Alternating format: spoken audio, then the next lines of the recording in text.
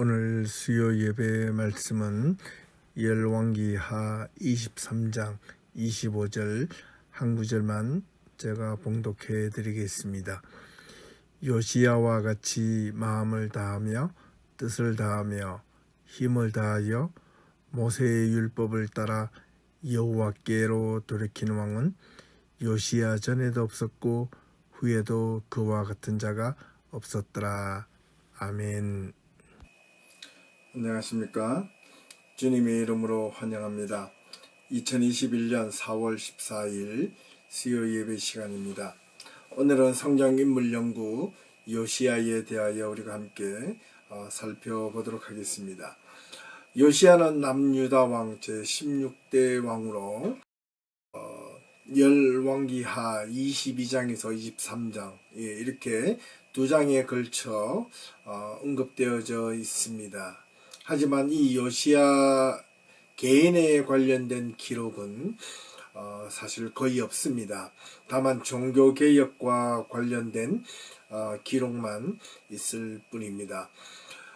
어떻게 보면 요시야는 종교개혁을 빼고 난 그의 개인 기록은 거의 전무하다시피 합니다. 다만 역대하 21장 17절 끝부분에 보면 요시야는 아버지 아몬과 어머니 여디다 사이에 태어났고 막내 아들로 여호아스를 두었다라는 기록만 있을 뿐입니다.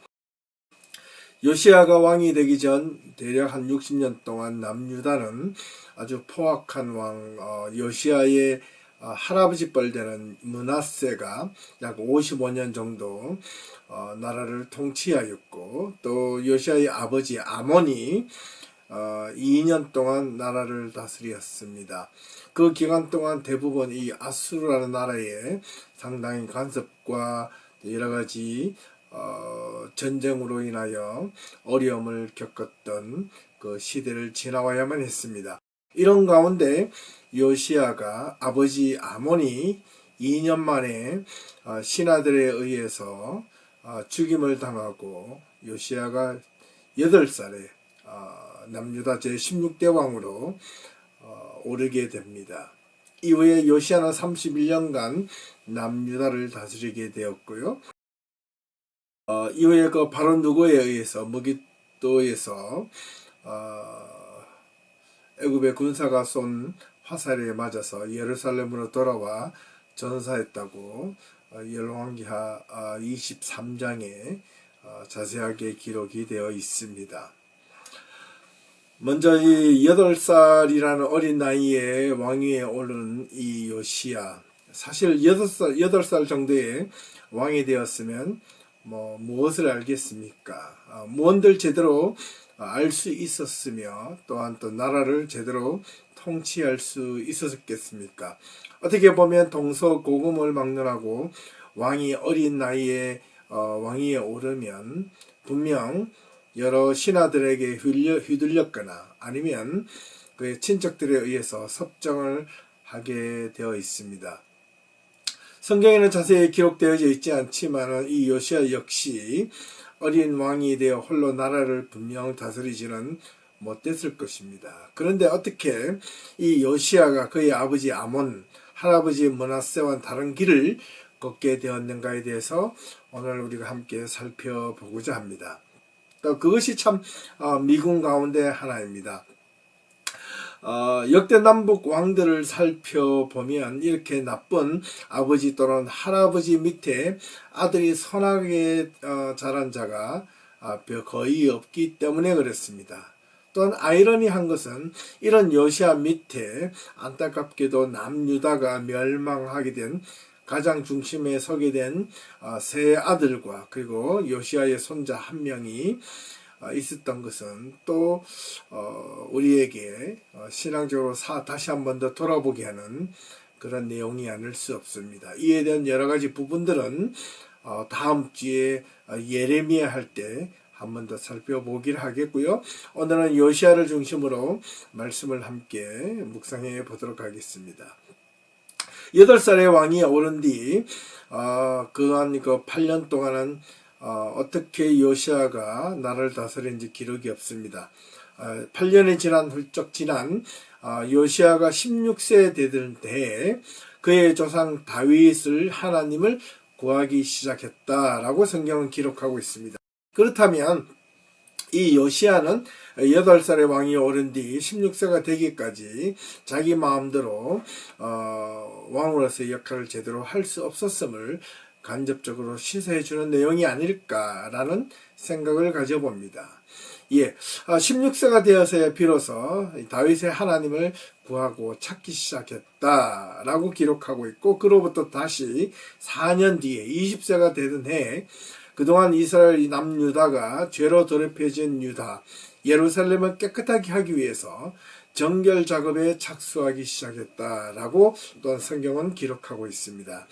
이쯤 되면 이제 장성한 청년이 되어서 왕으로서의 근엄과 역할과 제대로 역할을 할 수 있게 되자 비로소 요시아는 자기가 아버지, 할아버지가 섬겼던 우상이나 여러 다른 기타 잡신들로 하여금 다 물리치고 다시 여호와 하나님을 섬기기 시작했는데, 그 첫 번째 작업으로 유다와 예루살렘에 있는 하나님을 등외시하는 등을 돌렸던 모든 것들을 다 물리치고 정결 작업에 착수했다는 것을 역대하 34장 3절에 기록하고 있는 내용을 볼 수 있습니다.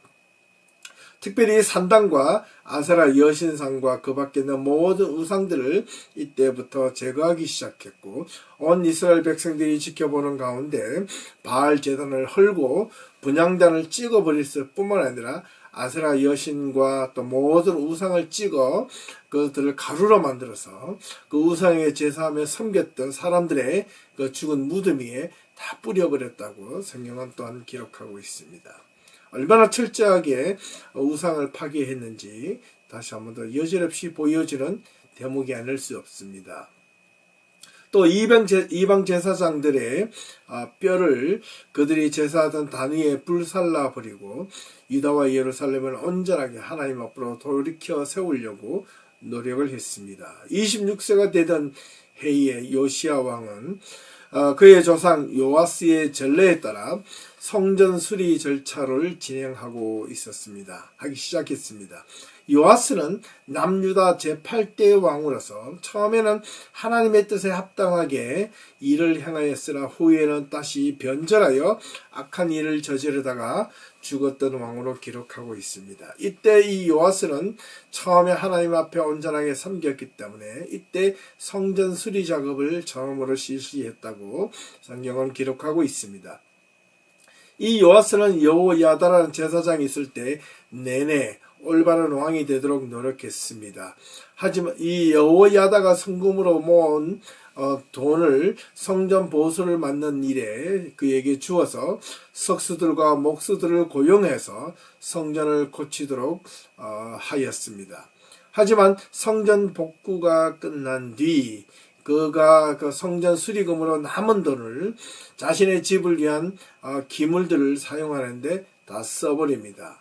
그런데 아이러니하게 이 제사장 여호야다가 죽고 나자 요아스는 대신들을 따라 하나님을 저버리고 아세라 목상과 다른 우상들을 섬겨 하나님으로부터 등을 돌렸다는 것입니다.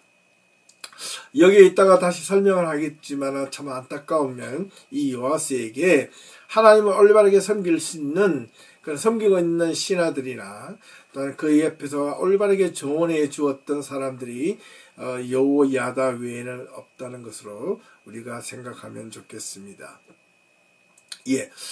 문제는 이 요아스의 전례에 따라 이 요시아도 다시 한 번 더 성전 보수 공사를 진행하게 되는데 아마 이때 성전이 많이 허물어졌나 보죠. 아니면 상당한 수리가 필요했을 것으로 봅니다.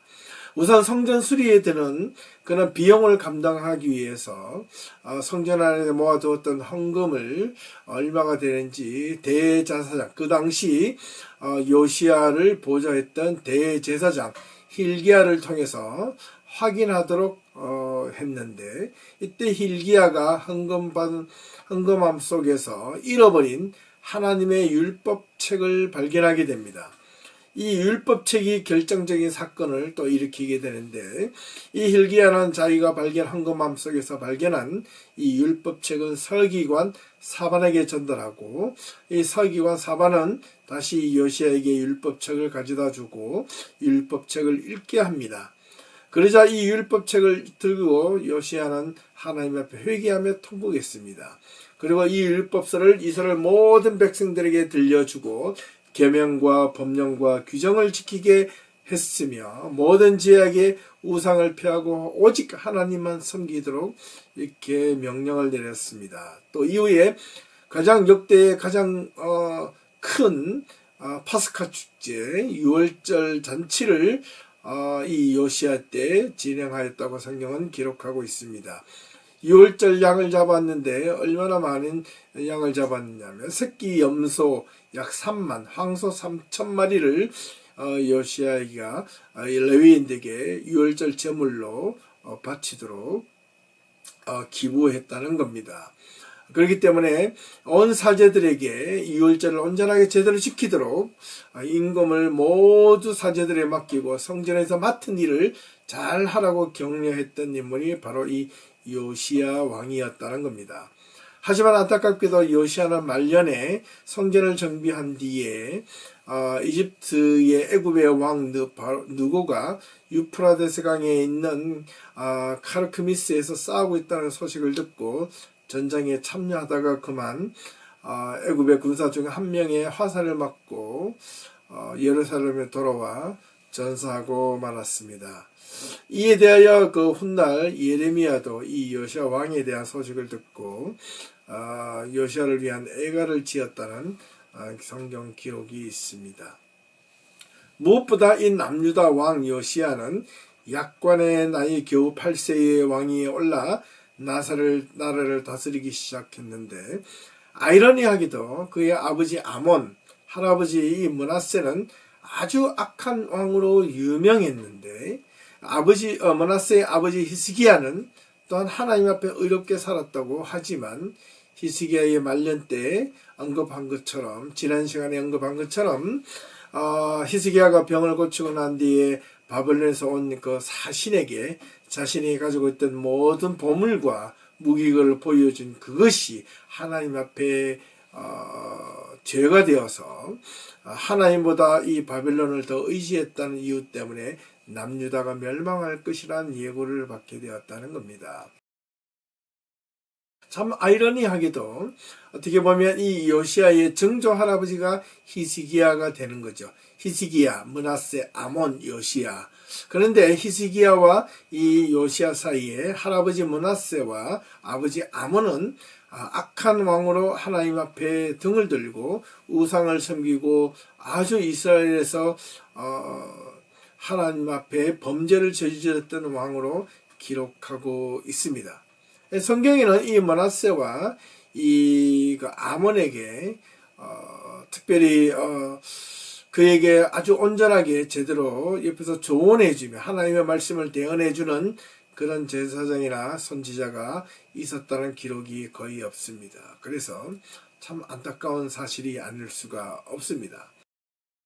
문제는 그런 히스기야의 아들 므낫세는 아마 남유다 왕에서 특별히 가장 악한 왕 가운데 하나였을 뿐일 만큼 무려 55년 동안이나 이스라엘 그렇게 다스렸다면 이스라엘이 하나님 앞에서 얼마나 큰 왕뿐만 아니라 신하들과 온 이스라엘 백성들이 우상을 섬기고 하나님 앞에 등을 돌렸는지 그 이유를 짐작할 수 있습니다. 또한 그의 아들 아몬이 아버지의 뒤를 이어 왕위에 오르게 되었는데 약관에 또 22살의 나이에 왕위에 오릅니다. 요시야는 20세 때부터 하나님 앞에 올바르게 찾기 시작했는데 아버지 아몬은 22세 때 왕위에 오르지만 2년 동안 왕위에 오르면서 또한 아버지와 같이 악한 행동을 했다고 성경은 기록하고 있습니다. 그래서 그들의 신하가 반역을 일으켜서 이 아버지 아몬을 죽이고 그의 아들 요시야를 약관의 나이 8살에 왕위에 오르게 되었다는 겁니다.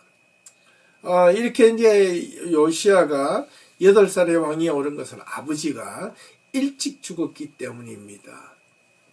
아버지 얕은 아몬과 할아버지 므낫세가 우상 숭배를 저질렀던 집안이었음에도 불구하고 참 아이러니하지, 어떻게 해서 이 요시야는 다시 하나님을 온전하게 찾고 다윗과 같이 하나님께로 돌아오게 되었을까라는 점입니다. 여기서 요시야를 옆에서 종교 계획을 시작하고 완성하기까지 도운 hil기야라는 이 제사장과 또한 서기관 사반이라는 자가 있는데, 이 둘을 함께 살펴볼 필요가 있습니다. hil기야는 먼저 성경에, 구약 성경에 아주 자주 등장합니다. 그래서 혹 헷갈릴 수 있는데 어떻게 보면 동명이인이라고 말할 수 있겠습니다. 이름은 똑같으나 서로 다른 인물들이 여럿 나온다는 것이죠. hil기야는 먼저 남유다 마지막 예언자 가운데 한 명이었던 예레미야의 아버지가 hil기야라는 그 내용이 나옵니다. 오늘 이 요시야를 옆에서 도왔던 제사장 hil기야는 예레미야 아버지 hil기야라고 보기에는 조금 무리가 있습니다. 왜냐하면 요시야 왕, 마지막 왕 때까지 이 왕궁에서 활동했던 선지자는 바로 사독 계열의 선지자였고, 그 다음에 이게 예레미야와 예레미야 아버지 hil기야는 아비아달의 계열의 선지자였고, 그들의 고향은 아나돗이었습니다. 그렇기 때문에 사독과 아나돗의 그 차이는 엄격하게 많이 구분되어져 있었고요. 아나돗에서 거주했던 제사장들은 예루살렘으로 들어오지 못했습니다. 그래서 다음 주에 살펴보겠지만 예레미야는 예루살렘 성전 안으로까지 들어오지 못하고 성문 바깥에서 하나님의 말씀을 대언했다는 기록이 있지요.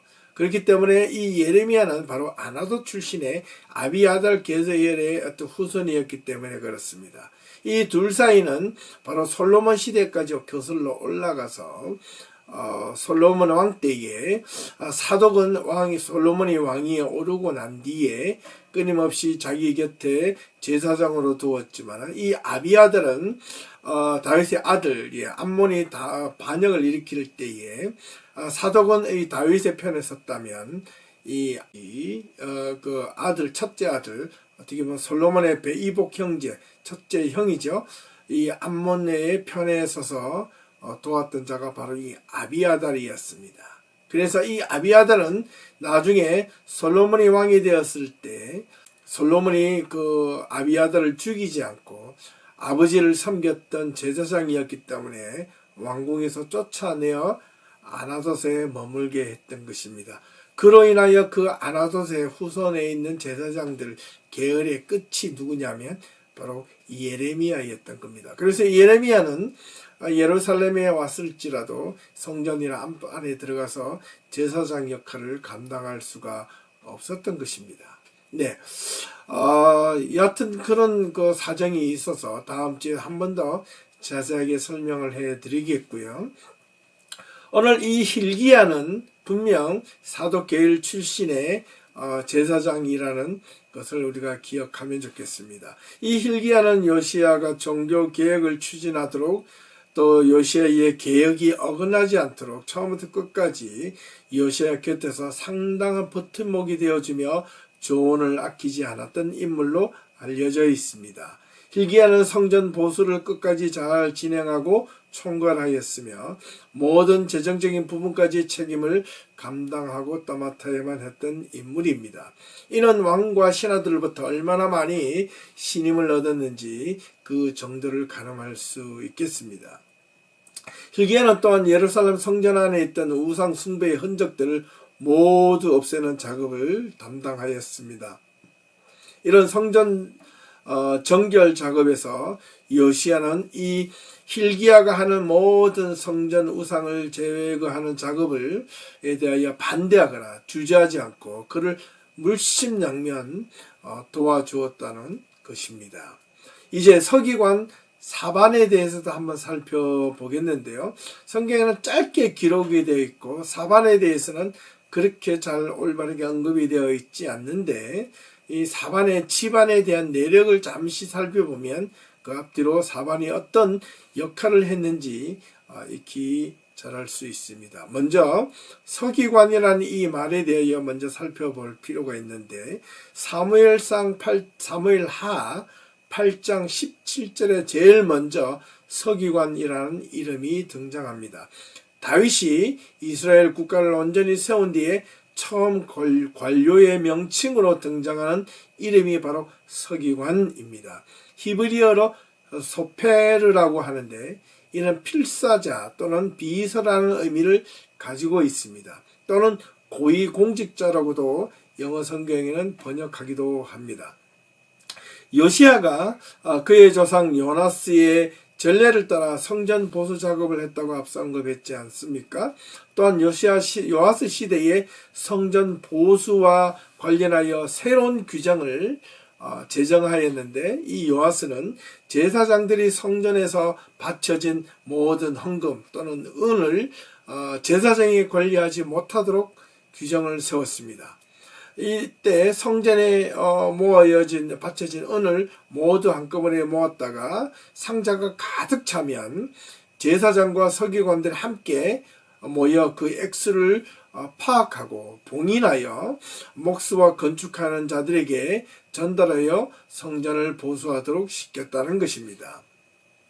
이것이 열왕기하 22장 3절에서 6절 사이에 잘 언급되어져 나옵니다. 이때 요시야와 사반에 의해 재현되는 것입니다. 이게 열왕기하 22장 3절에서 6절에 기록되어져 있다는 말입니다. 히스기야 시절에 서기관 셈나라는 말이 나오는데 이런 대내외 문서 작성을 돕거나 기록하는 자로 사관 외에 또한 그런 일을 감당하는 자로 언급이 되어져 있습니다. 본격적으로 이 서기관의 역할이 율법과 관련되어 나오는 것은 바로 이 요시야 시대 이후부터 이 서기관 사반 시대에서부터 이루어졌음을 알 수 있습니다. 요시야가 종교 개혁의 주도가 제사장 힐기야, 서기관 사반, 그리고 여선지자 훌다가 그 요시야의 종교 개혁을 주도적으로 감당을 했습니다. 참여하고 이끌었다는 말입니다.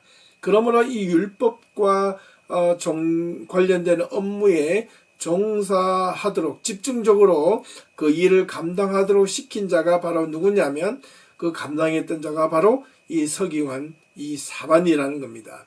이때 요시야가 서기관 사반에게 율법과 관련된 모든 업무들을 감당하도록 시켰다는 것입니다.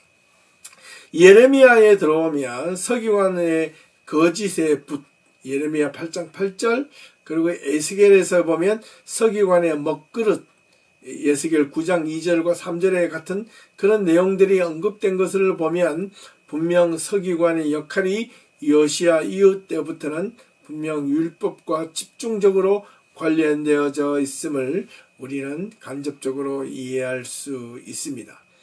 이제 이 서기관 사반은 어떤 인물인가를 제대로 알려보면 집안 내력을 보면 좋겠다고 앞서 언급했는데 이제 한번 살펴보겠습니다. 사반은 그저 요시야 옆에서 종교개혁을 묵묵히 도운 인물로 알려져 있기 때문에 사반은 그렇게 잘 기록이 되어져 있지 않습니다. 이 사반의 아들들이 어떤 역할을 했는지 남유다 마지막 때에 자세히 언급되어져 있는데 더 상세한 것은 다음 주에 하기로 하고요. 간략하게 보면 성경에는 사반은 정확하게 제대로 기록한 것이 없지만은 힐기야와 함께 요시야 종교개혁에 적극적으로 동참해서 도왔던 인물로 알려져 있습니다. 우리가 쉽게 종교개혁이라고 말을 하지만 분명 이 개혁이라는 말은 참으로 쉽지 않습니다.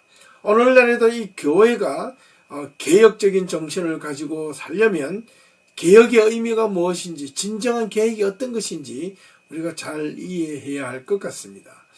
이 교파마다 개신교회에서는 이런 말을 씁니다. 우리는 개혁 정신, 종교 개혁의 후손이라는 말을 늘 이렇게 하면서도 정작 자신들은 개혁을 하려고 변화되려고 하는 몸부림이 그렇게 많이 보이지 않는 것이 참으로 안타깝습니다. 개혁이라는 이 정신은 이 프로테스탄트, 이 정말 개신교가 가지고 있는 기본적인 신앙의 핵심 가운데 하나입니다. 개혁은 자신이 믿고 왔던 신앙의 틀을 온전하게 모조리 잘못되었으면 틀까지 다 바꾸고 새롭게 하지 않으면 안 되는 것이었습니다. 영어로 말하면 개혁이라 하면 리포메이션이지 않습니까?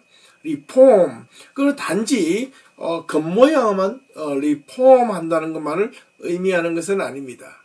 여기에 말하는 이 리폼에는 완전히 내부적으로 또는 외부적으로 모든 가치와 비전, 방향, 신앙의 모든 것들까지 새롭게 완전히 쇄신되어지고 바뀌어지는 것을 뜻하는 겁니다. 믿음에 우리는 분명 개신교의 후손 또는 이 프로테스탄트들의 후손인 우리 개신교 교인들은 분명한 이 종교 개혁에 대한 의미와 뜻을 바르게 알고 우리는 신앙생활을 해야 할 것 같습니다. 로마 카톨릭으로부터 세습되어지는 모든 교회 제도적 관행에 대해서 새로운 어떤 신앙의 개혁의 기치를 내걸고 시작했던 이 개신교가 언제부터인지 모르게 오히려 구습과 악습에 담당하는 그런 구시대의 유물로 전락하기 시작했습니다. 교회가 변화되는 것을 싫어하고 안주되는 것에 점점 좋아하며 자기가 보아왔던 신앙의 가치관만 온전하다고 생각하기 때문에 교회가 올바르게 개혁되지 못하고 올바르게 하나님의 말씀 앞에 쇄신되지 못하는 일신우일신 날마다 새롭게 자신을 바꾸려고 하는 그런 믿음의 가치관을 가지기보다는 그저 자신들이 믿어왔던 신앙의 틀에서 안주하고 자기가 바라보는 믿음의 방향만 가지고 쫓아가려고 한다면 그 믿음은 결코 이 종교교회의 후손들답게 신앙생활을 하는 것이라고 말할 수 없겠습니다. 신앙은 개신교의 정신에는 개혁의 항상성이라는 말이 있습니다.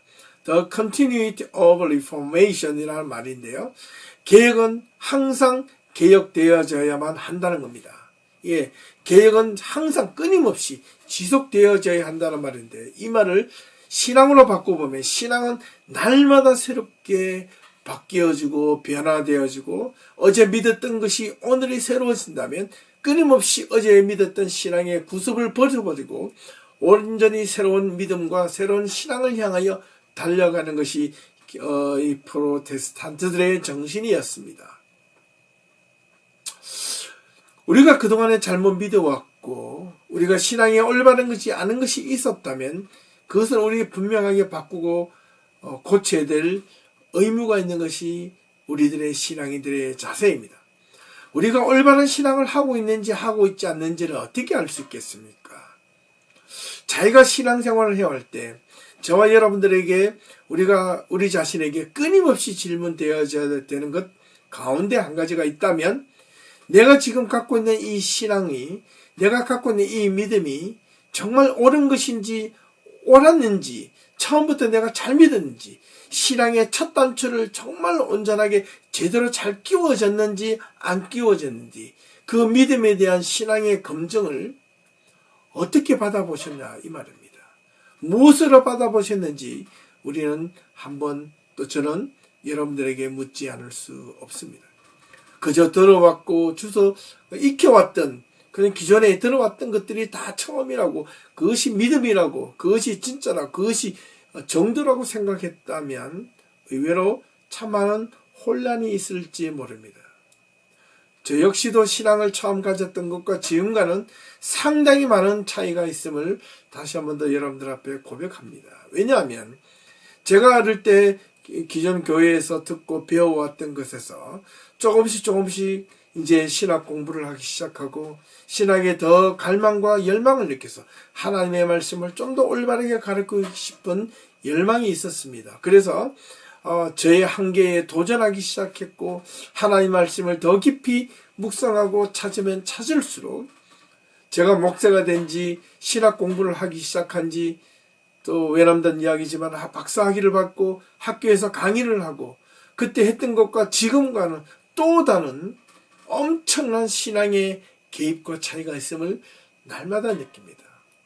그래서 저는 매일마다 성경책을 붙잡고 신학책을 붙잡고 또 새로운 어떤 신학의 흐름에 대해서 얼마나 또 훌륭한 올바른 유명한 신학자들의 그 열심과 밤을 새워 노력하고 준비한 하나님의 말씀에 대한 올바른 해석을 가지고 또 한 번 보고 비교함으로 인하여 제가 어제 믿었던 이 신앙의 방향이 틀렸다고 생각할 때 또 새로운 것을 분명하게 느끼고 발견되어졌을 때 우리 성도들에게 올바른 말씀을 가르쳐 주기 위해서 얼마나 많은 마음속에 큰 열망이 있는지 모릅니다.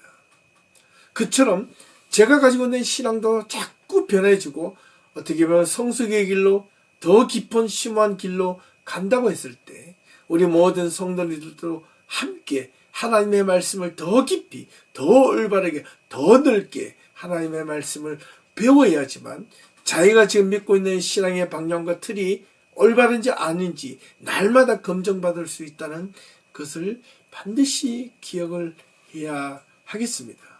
자, 그렇다면 우리에게 주는 이 신앙의 의미에서 오늘 이 요시야를 통해서 배울 수 있는 신앙의 교훈이 두 가지가 있습니다. 각각 신앙의 책임은 무엇보다도 가정 환경과 신앙의 어떤 대물림, 믿음의 유산이 아주 중요합니다.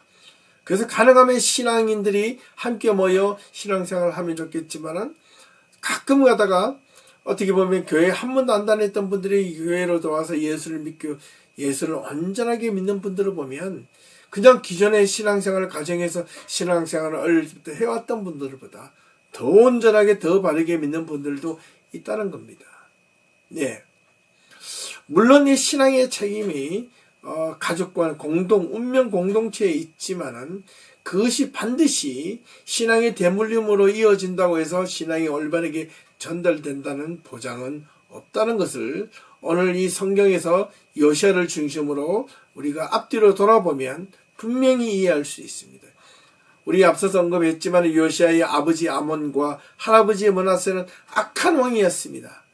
그들의 행실을 요시야는 따라하지 않았습니다. 그런 환경 속에 자랐음에도 불구하고 왜 요시야는 그 아버지와 할아버지의 행실을 따르지 않았을까요? 또 아이러니한 것은 요시야가 이렇게 하나님 앞에 의롭고 올바르게 종교 계획을 일으키고 성전 수리하고 성전 청결 작업을 하고 다시 우상과 모든 우상의 번제들을 다 파헤쳐 없애버렸음에도 불구하고 요시야가 죽고 난 뒤에 요시야의 세 아들 여호아스와 여호야긴과 그리고 시드기야 그러면서 요시야의 손자 여호야김의 아들 여호야긴까지 이 마지막 이 남유다의 네 왕들은 어떻게 하였길래 요시야의 모습은 뒤로 하고 악한 왕이 되었고 하나님을 또다시 등을 지는 하나님 앞에 또 배신하는 그런 왕들이 되어 마지막 남유다가 멸망하게 되었을까요? 이거는 아버지 요시야가 아무리 신앙생활을 잘해도 그의 아들이 올바르게 신앙생활 대물림 되어진다는 보장은 또 역시 없다라는 사실입니다.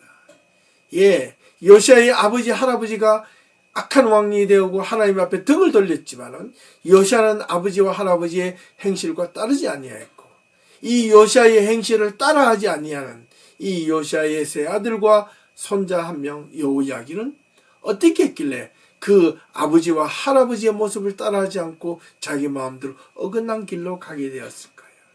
신앙은 책임은 분명 운명 공동체도 있지만은 각자가 져야 될 십자가라는 것을 분명히 기억하셔야 합니다. 내가 하나님 앞에서 어떻게 신앙을 올바르게 갖느냐 갖지 않느냐 이 개인의 그 신앙의 방향과 의미와 가치와 비전 물론 가정 환경과 주변의 환경도 무엇보다도 중요하겠지만 그것을 뛰어넘을 수 있는 자기 의지 하나님 앞에 올바르게 바르게 서려고 하는 자기 굳건한 믿음 신앙의 방향 가치 이것들이 무엇보다도 중요하다는 것을 이 시간 다시 한 번 더 알게 해주는 것이라 하겠습니다.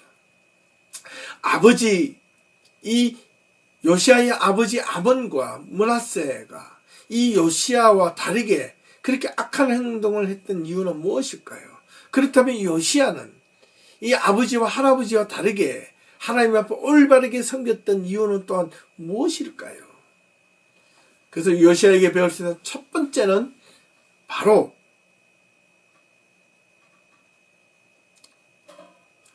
주변에 동력자가 있었다는 사실입니다. 예. 이 요시야 주변에 제사장 hil기야, 그리고 서기관 사반, 여선지자 훌다와 같이 그렇게 요시야를 정교하거나 요시야가 신앙 안에서 올바르게 자랄 수 있도록 옆에서 든든한 그런 믿음의 동력자, 지원자, 동력자들이 있었다는 것입니다. 근데 성경에 보면요, 이 요시야의 아버지 아몬과 할아버지 므낫세의 곁에 이런 훌륭한 선지자나 제사장이 있었다는 기록이 없습니다. 없다는 말은 없는 거겠죠. 그래서 이 요시야가 되기까지는 요시야가 인품도 물론 훌륭했겠지만은 요시야 곁에서 함께 요시야가 되도록 도왔던 믿음의 동력자들이 있었기 때문에 요시야가 종교계획까지도 온전하게 제대로 완수할 수 있었다는 사실입니다. 예. 이것이 요시야에게 신앙적으로 두 번째 중요한 버팀목이 되었던 겁니다.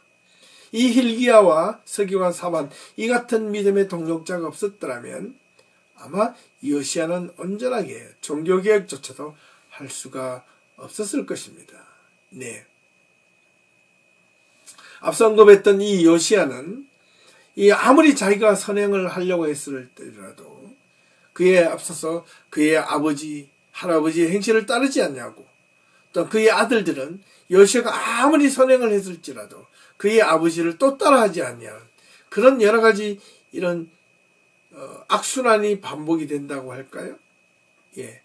앞에는 요시야의 아버지와 할아버지의 그 악한 행을 따라하지 않았던 요시야. 그렇다면 요시야에게 아쉬움이 있다면 그의 아들들과 손자에게는 이 요시야가 행했던 이것을 믿음의 유산으로, 또한 유언으로 끝까지 그것을 잘 지켜가도록 왜 도와주지 못했을까?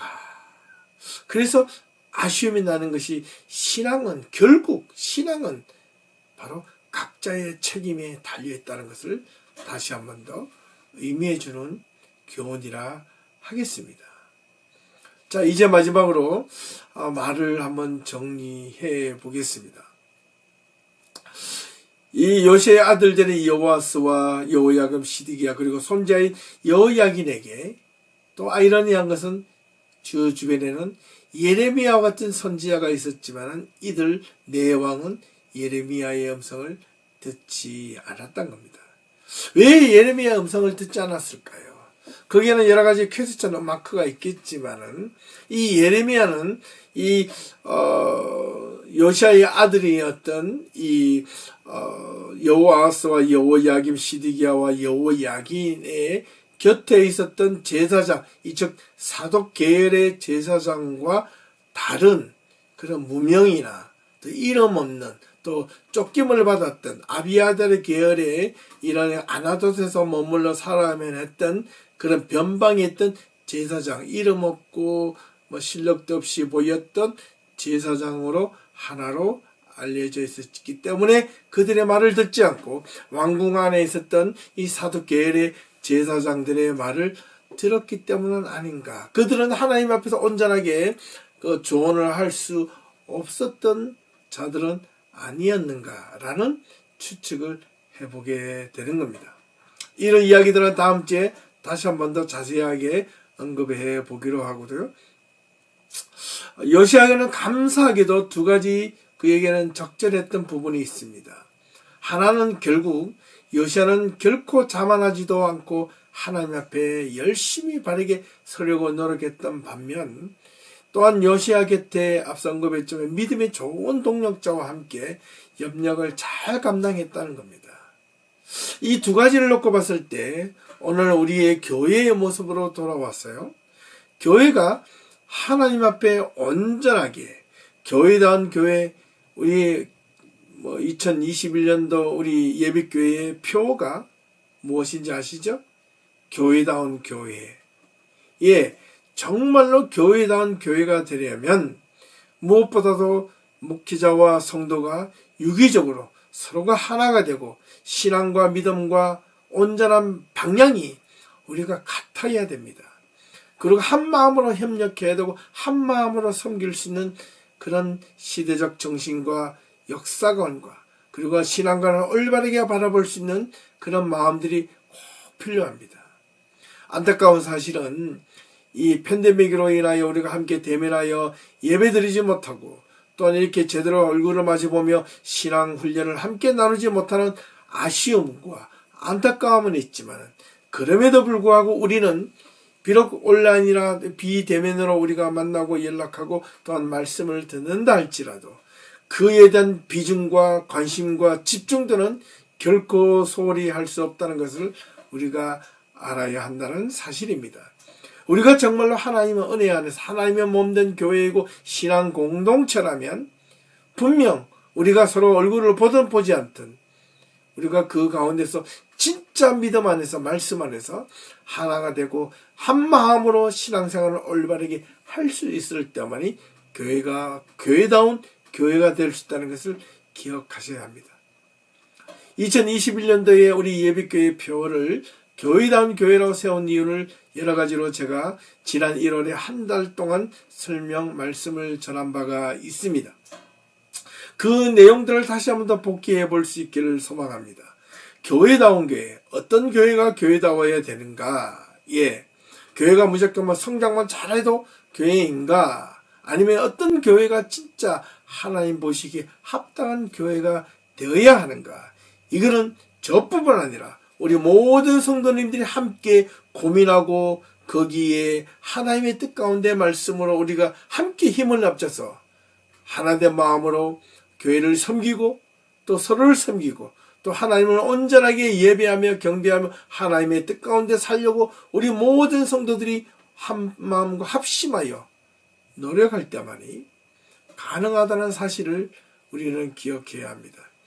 교회가 무너지면 선교도 무너지고 교회가 무너지면 옆에 있는 전도도 무너지고 교회가 무너지면 우리의 믿음의 대도 끊어지고 다 무너집니다. 어떻게 해야만 이 시대에 이제는 더 이상 교회가 교회로서의 역할을 감당하기 어려운 이 시대에 교회가 하나님 앞에 다시금 온전하게 세워질 수 있을지 우리가 오늘 이 시간 동안 함께 고민해 보아야 합니다. 이 요시아가 된 것은 분명 그 주변에 hil기야라는 동력자 또한 사반이라는 동력자 여선지지 훌다라는 동력자가 이 요시아를 도왔다는 사실입니다. 우리 예비교회에 부족한 제가 목회자로 있을 때 여러분의 힘과 동력이 필요합니다. 여러분들에게 협력이 필요하고 함께 섬길 수 있는 그런 믿음의 팔이 필요하고 함께 의견을 맞추고 함께 기도하며 함께 선교하며 함께 미래를 향하여 교회를 올바르게 세워갈 수 있는 그런 동력자들이 필요합니다. 함께해 주시기를 진심으로 소망합니다.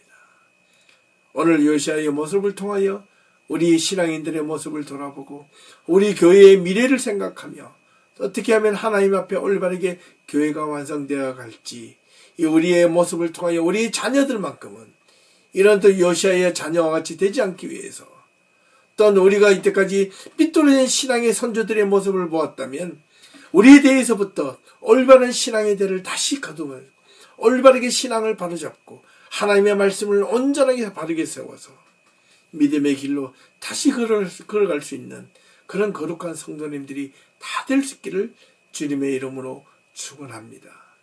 네, 오늘 말씀은 여기에 마치겠고요. 다음 주에 다시 한 번 더 마지막에 이 남유다 왕 이 시디기야까지 예레미야 선지자와 함께 여러분들에게 찾아가서 다시 한번 말씀을 나누도록 하겠습니다.